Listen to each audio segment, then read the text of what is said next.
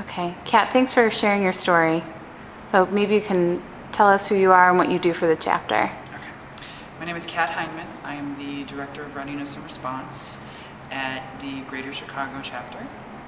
And 7 years ago, I was a disaster mental health worker for the American Red Cross in Greater New York. And I happened to be on call on September 11th and subsequently spent about 3 months responding to the events of that day, working in Ground Zero in various different locations.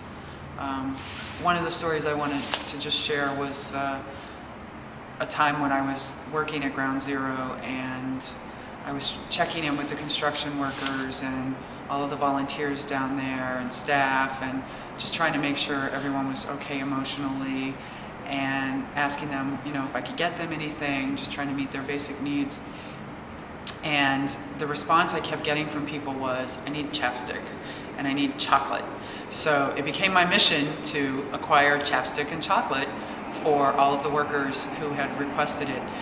The difficult part to the story is that everything below 14th Street in Manhattan was closed off, and all the stores were closed and the area had been evacuated.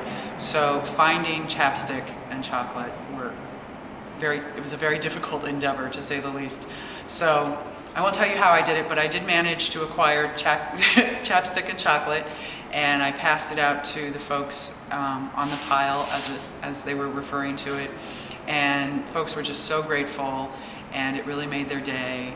And that's what we do as disaster mental health workers. We try and keep people going and motivated and making sure they're taking good care of themselves. And so that was a good day. Yeah. Thank you so much for sharing your story. How can people in Chicago be better prepared in their workplaces and their homes?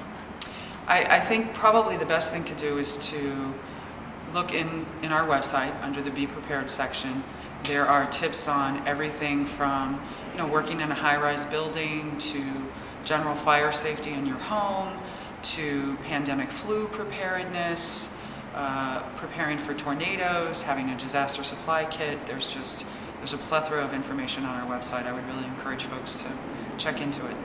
Okay, thank you, Kat.